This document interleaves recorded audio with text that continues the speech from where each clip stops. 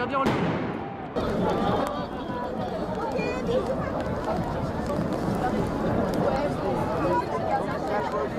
Ah mais les gens là, ils foutent le bordel, fait chier. Tout ça parce qu'ils croient que j'ai triché. Mais tu sais, ils foutent la merde là. Mais t'as vraiment triché ou pas? Mais non, mais j'ai pas triché, mais va te faire enculer, Polo. Mais même si j'avais triché, ça vaut pas de foutre le bordel comme ça. Regarde, les voitures elles passent plus. Et puis là-bas, il y a Jean Kev là-bas qui se lame en fauteuil roulant, bordel. Mais le mec, ça fait 2 jours qu'il est sorti de l'hôpital, il fait déjà de la merde quoi. Mais là, il y a même Usul et tout quoi devant. T'as même Usul qui tape un flic d'ailleurs. Enfin, qui fait du. Enfin, c'est une femme, une fliquette.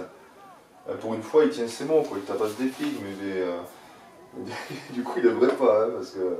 Oh, enculé quoi. Oh là là, Usul quoi, il se fait casser la gueule, oh là là. Oh, allez, non, ça va, ça va. Bon, on va filmer là, Polo. Le micro là, il est où?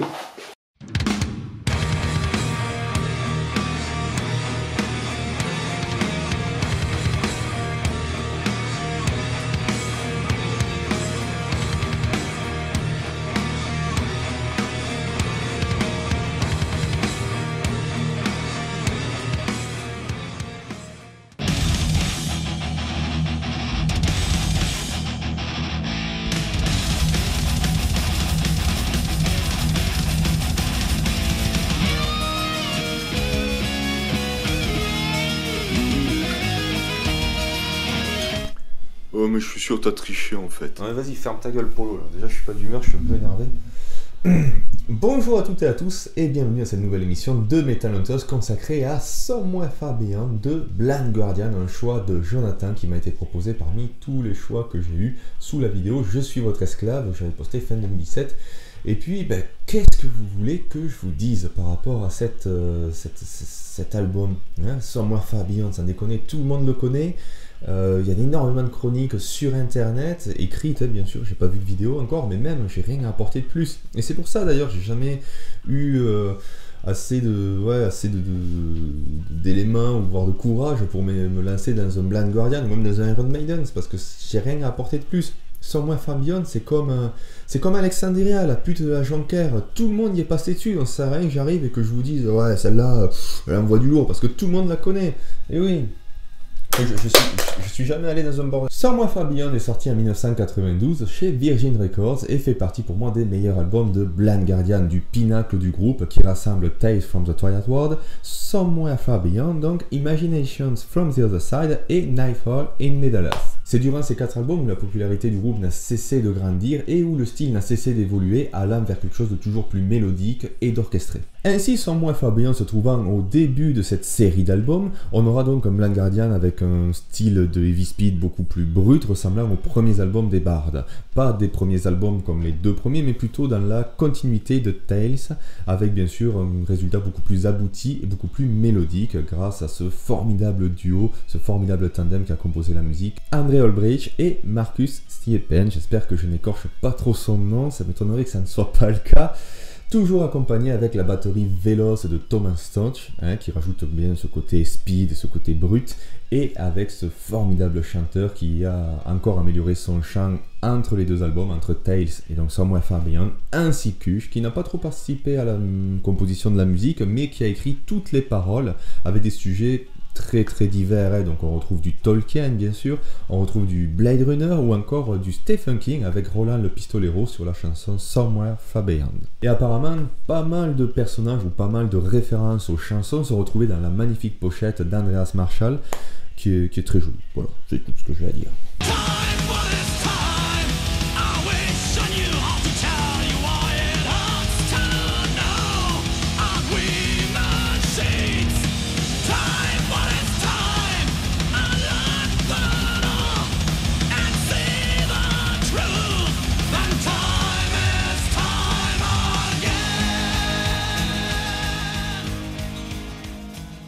Somewhere Far Beyond est donc un joyau de plus dans la magnifique discographie de Blind Guardian et leur permettra d'appuyer leur réputation et de se mettre définitivement en référence du style, mais également de faire leur première tournée mondiale. Alors bien sûr, c'est un album qui contient énormément de titres cultes. Pour moi, il n'y a vraiment rien à jeter. Peut-être Spread Your Wings, qui est, ouais, qui est un peu en décalage avec les autres, mais après Time What Is Time, Ashes to Ashes, Journey Through the Dark, ou encore ma favorite, Somewhere Far Beyond, qui me donne toujours des frissons lorsque je l'écoute.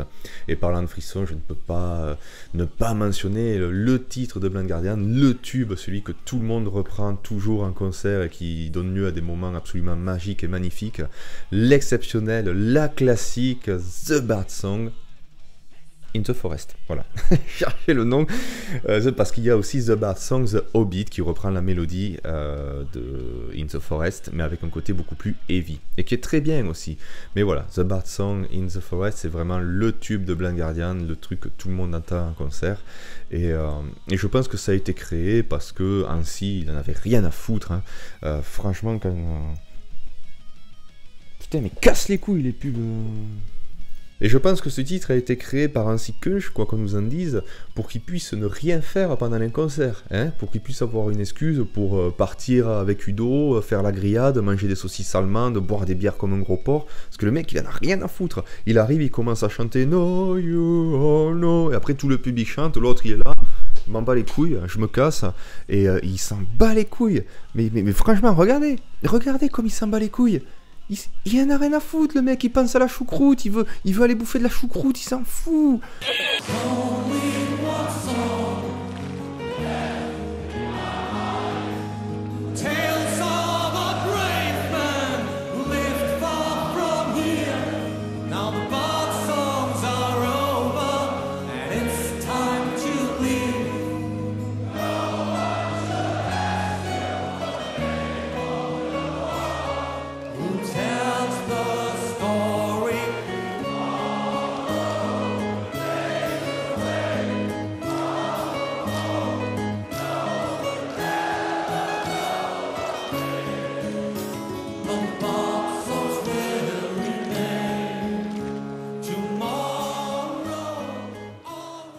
Une fois n'est pas coutume, j'ai encore eu des soucis au niveau de l'enregistrement de mes vidéos.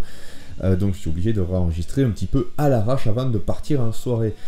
Par chance, c'est juste une petite information, un petit passage qui ne s'est pas enregistré. Je voulais simplement vous signaler que je vais faire du placement de produits dans mes vidéos. Donc ça va pas plaire à tout le monde, hein, mais bon, il faut bien arrondir les fins de mois. Et comme on dit, hein, benga benga, les vols Dublin, la Jonquera vont pas se payer tout seuls. Tu en as marre du métal, mais tu veux continuer à écouter de la musique sombre, et puis cette te manque, alors écoute Grab Your Face. Grab Your Face, c'est déjà 3 sorties avec certaines en physique, et même si tu commandes, tu peux avoir une licorne en cadeau, de l'industriel comme tu n'en as jamais écouté, jeune PD, bah. T'es qu'un petit PD, n'oublie pas. Les enfants,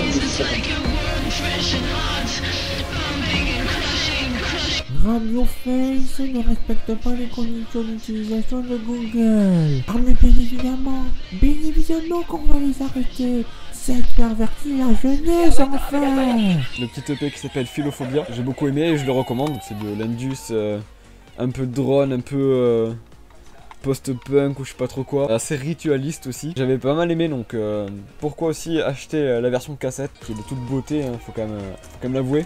Mais c'est parce que avec tu peux avoir un putain de dessin de licorne. Alors ça franchement ça respecte quoi. Voilà. Oh, elle est tellement magnifique. Moi j'ai une grosse licorne. Même Enoch l'a acheté, peut-il en dire autant. Et donc voilà 5 € pour ma pinte de ce soir. Une bonne pinte dans un bon pub et pouvoir dire comme Frédéric Delavier que c'est la belle vie. C'est la belle vie non pas à Budapest mais à Dublin. Voilà, les calories. Ce que je voulais dire également c'est que j'ai vu qu'il y avait pas mal de mes collègues youtubeurs métalleux qui paraissaient un peu blasés. Pas que les métalleux d'ailleurs, certains métalleux normaux le sont également. Donc un peu blasés par rapport au métal, n'arrivant plus à saisir certaines émotions, à vibrer comme avant en écoutant les nouveaux albums. Et il y en a certains qui arrêtent leur chaîne, enfin qui la mettent à suspens, d'autres qui hésitent et qui vont voir ailleurs, ce qui est très bien d'aller voir ailleurs, hein, faut le savoir. Et ouais, j'avoue que ces derniers mois, j'ai été aussi un peu touché par cette lassitude et j'ai remarqué ça en 2017, lorsque j'ai essayé de trouver le meilleur album de l'année, qui avait vraiment rien qui me saisissait aux tripes. Threshold est un bon album, mais attention, mais c'est vrai que si je compare avec tout l'enthousiasme que j'avais par rapport aux albums de l'année précédente, c'est pas trop ça quoi. Donc je me suis demandé si j'avais encore des choses à apprendre au métal et si tout ce que j'avais connu de bien n'était pas en arrière. Et je pense que mes meilleurs albums sont 10 ans en arrière. Et je me suis aussi demandé si je devais pas laisser le style de côté, peut-être pas indéfiniment, mais pendant un temps. Et puis j'ai écouté ça.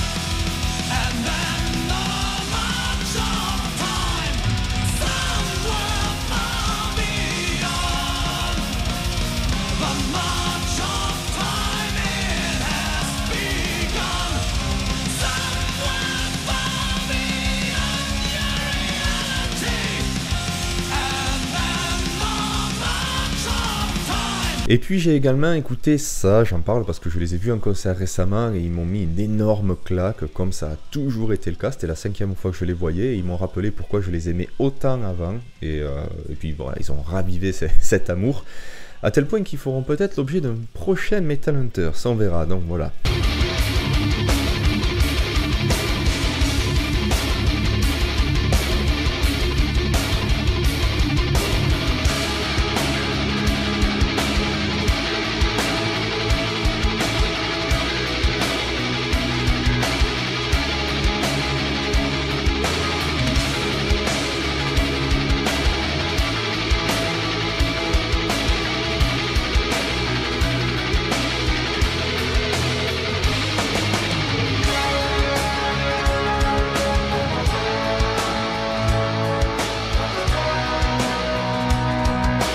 En 1992, tout était encore nouveau et il y avait plein de petits génies comme Blind Guardian qui sont arrivés à trouver et à prendre possession de certaines trônes et étendre donc leur domaine musical dans des contrées alors inconnues. La suite, bon, on le sait tous, hein, il y a plein de petits groupes qui se sont dit on va aller se placer dans ces terrains sur lesquels Blind Guardian était roi et est toujours roi, parce que pour moi Blind Guardian c'est le meilleur groupe de power heavy. Et je pense que ça devait être une époque assez sympa à vivre, tous ces jeunes groupes et tous ces jeunes styles surtout qui émergeaient un peu partout. Et je me demande s'il y avait toujours, ou s'il y avait déjà du moins des puristes pour dire « Ah, ça c'est pas du métal !» Bon, je pense qu'il devait y en avoir. Mais voilà, c'est vrai qu'aujourd'hui il n'y a pas toute cette nouveauté. En général, voilà, on croise des styles, on fait des styles un peu bâtards, donc ça peut être très bien aussi, attention. Mais il n'y a plus vraiment de nouveauté musicale et c'est peut-être de là que vient toute cette lassitude. Néanmoins, comme je l'ai déjà dit, et surtout pour le power heavy, qui est un style qui se renouvellera pas, hein, on peut rien rajouter de plus dans ce style, je pense. Il y a toujours des petits groupes qui reprennent les anciens codes, les anciennes règles et font leur musique avec une très grande passion et énormément de respect pour le style. Donc, alors j'ai déjà mentionné Glory Hammer ou encore Orden Hogan, mais Orden Hogan, il ne faut pas écouter le dernier album parce qu'il n'est pas bien. et donc je peux vous donner quelques albums de groupes qui sont arrivés tardivement, même au-delà de la fameuse période 1999-2000 où tu avais toute la scène power qui était très, très puissante. Ces albums sont donc Storm Warrior, du Heavy Speed à la Halloween, période Wall of Jericho, donc c'est très restreint, mais voilà, si vous aimez Wall of Jericho, il faut absolument écouter Heading North de Storm Warrior.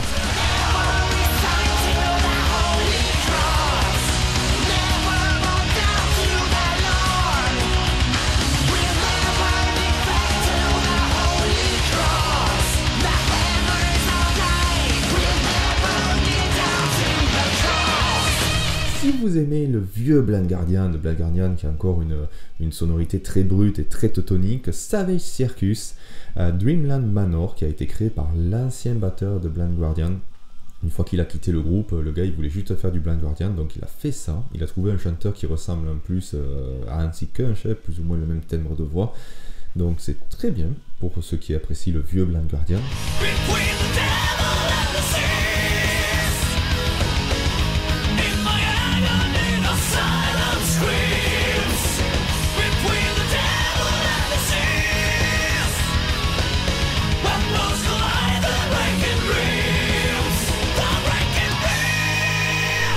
On a Masterplan, donc je répète 2 fois parce que c'est le nom de l'album, de leur premier album, La Réponse à Halloween de Roland Grapo et Uliku.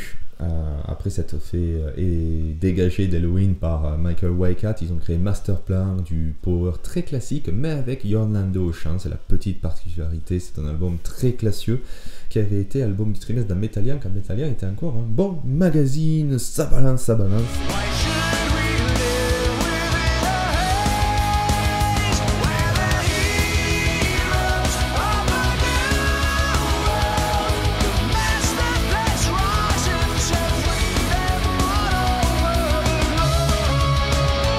Galderia avec leur dernier album Return of the Cosmic Man qui est sorti en 2017, que j'aurais pu mettre dans mon top d'ailleurs si je l'avais écouté à temps, et qui est du power à la Gamma Ray, donc quelque chose de très joyeux, d'assez dansant on va dire, hein, avec plein de guillemets autour, et qui nous vient de Marseille. Putain, c'est le voisin de Thibaut quoi.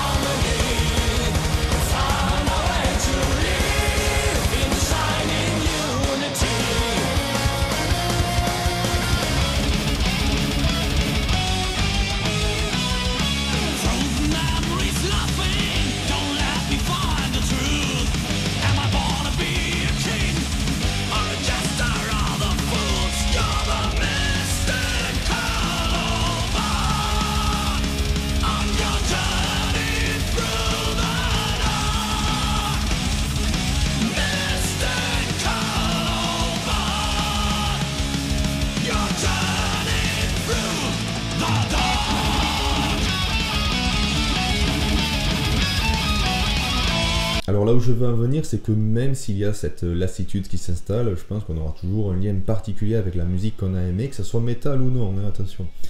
Et il suffira je sais pas, d'écouter un ancien titre, comme ça fait pour moi avec Blind Guardian ou Therion, ou écouter des nouveaux groupes comme Galderia ou Glory Hammer pour ressouffler sur cette flamme qui s'amenuise et la faire repartir. Donc ne désespérez pas trop les raies, ça va aller. Et comme disait Usul récemment, il faut pas trop rager comme ça, faut pas s'énerver, faut le prendre cool et pas trop se poser de questions aussi, et puis ça va, c'est cool. Voilà, cet épisode de Metal Hunter c'est à présent terminé dans Somewhere Far Beyond de Blind Guardian, donc un excellent album, des titres excellents, maintenant c'est au top, un des meilleurs chanteurs pour moi dans le domaine heavy power, avec vraiment une patte bien à lui.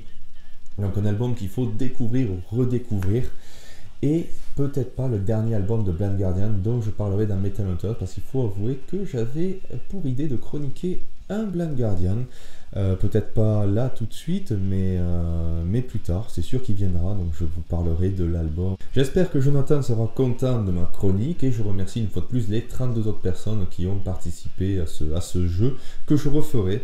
Parce que j'avoue que le challenge ici aurait été de tomber sur un truc que je n'ai pas l'habitude de chroniquer. Et il y avait pas mal d'albums qui, quand je les ai vus, ça m'a fait suer un peu, j'étais là, lâchant quoi. Des albums comme Maxwell m'avait filé Bang, il y avait un pote qui m'avait filé Atlantis Chronicle, il y avait du Anal Nafa, il y avait Chronique de l'Underground qui m'avait filé un groupe que je déteste, Diabolisme Orchestra, donc ça aurait été la violence. Donc ouais, ça aurait été assez intéressant de tomber sur un truc dont je n'ai pas l'habitude de parler, mais bon, écoutez, c'est la vie, c'est le jeu, et on refera ça et on verra sur quoi je tomberai. D'ici là, je vous donne rendez-vous dans une prochaine vidéo ou un prochain podcast, et surtout, stay metal!